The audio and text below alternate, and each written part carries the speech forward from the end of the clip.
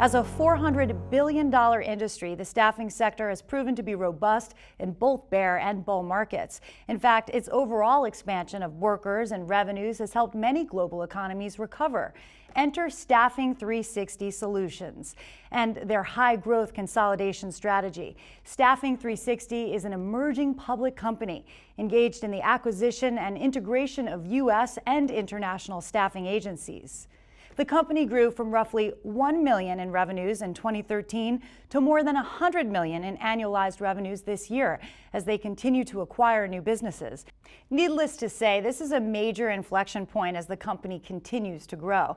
I want to welcome AJ Cervantes, the company's vice chairman and president. He's the founder of Staffing 360 Solutions and CEO and chairman of Trilogy Capital Partners, a private equity firm. I also want to welcome Darren Minton, executive vice president of Staffing 360 Solutions and president of New York-based Trilogy Capital Partners. Welcome, gentlemen. Thank you for being here. Thank you. Our pleasure. So tell me a little bit about Staffing 360 Solutions and what you guys do. I came to the industry through the private equity side of the business, and when we did an analysis several years ago, we recognized that the staffing industry, being highly fragmented, offered tremendous opportunity for a consolidation model. And when we began to do a deep dive on the industry, we realized that there's a deep pool of prospective acquisitions, and there's known valuations, private valuations to public valuations, that made it very attractive from a consolidation perspective. So you're the founder of this company. Can you tell me a little bit about how you got started? Yeah, my background's actually very agnostic. I've been in lots of different industries, been in the capital markets for over 30 years. And through all of that experience, what happens ultimately is you, presumably through that experience, you learn to recognize value and opportunities on various industries. So when we started this company a little over a year ago, as you mentioned, we were annualizing less than $1 million a year. Based on our most current quarter, we're now at $130 million. Our publicly stated objective is $300 million in revenues. And we've also acknowledged publicly that we have over $300 million in our pipeline of prospective acquisitions. So the company's had extraordinary growth. It's been fast, but it's been well structured and well valued, very clean transactions, and we've created a stellar management team in the process. So Darren, you have a considerable background working with public companies. Can you give us an overview and describe what makes Staffing 360 Solutions stand out amongst other microcaps? Certainly, Erica. I think with Staffing 360 Solutions, one of the primary differences between it and a lot of the other public companies is simply its depth with its management team. With AJ Cervantes, he has a considerable background in the capital markets, been working with Trilogy Capital Partners since he founded it in 2003. We also have Brendan Flood, who is the former CFO of the Americas for Monster.com and TMP, part of the Consolidated Group. We also have Jeff Mitchell, who is our CFO, who just came on board this year. Considerable amount of experience, done about 40 M&A transactions in the space, was formerly with Select. And so I think the thing that differentiates us most from other small cap companies is simply that depth, the bench that we have. A lot of other public companies, even if they are in the staffing industry, may only have staffing industry experience. They don't have the capital markets expertise. They don't have the financing expertise that we bring to the board.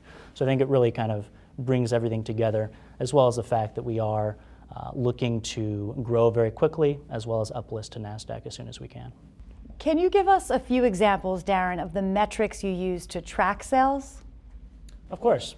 Some of the primary metrics that we use for ourselves and for our investors are EBITDA, so earnings before interest, taxes, depreciation, and amortization. It's a very important metric for us because that's how we actually acquire our companies. It's all based on a multiple of EBITDA, as we mentioned earlier. So a lot of times we're acquiring these companies for a 3 to 4.5 to 5 times EBITDA, and then we're able to kind of arbitrage that opportunity because our public company is able to trade around a 12 times EBITDA number. So for us, that EBITDA is very important. It's critical, and it's also what our investors look at. So you mentioned NASDAQ and the New York Stock Exchange for how you have structured your board. Do you plan to uplist soon? It is something that we're looking at extensively. We've had several board meetings about it, and it's exciting for us. Currently, as AJ mentioned, we're an over-the-counter bulletin board company. So we are publicly traded at this time, and our ticker is STAF. but we're not on one of the senior exchanges, and that is a goal of ours. We've grown rapidly over the past year from 1 million in revenues to 100 million, as AJ mentioned. And we're now at the time where we can uplist. We meet almost all of the requirements. We've been in direct contact with both NASDAQ and the NYSE. And really the last remaining checkbox they need to take off is getting our next quarter, or our next yearly filing, I should say, which is termed a 10K with the SEC. So once that filing is made, our application should hopefully be submitted to both the NYSE and NASDAQ, and hopefully we'll be listed by the end of the year. Where are your current metrics right now, and how do you expect them to change going into 2015, Darren? So some of our current metrics that at least are publicly disclosed are top line revenue. As we've mentioned multiple times, we've grown significantly over the past year from 1 million to about 100 million in annualized revenues. So that's the primary metric publicly that we've stated.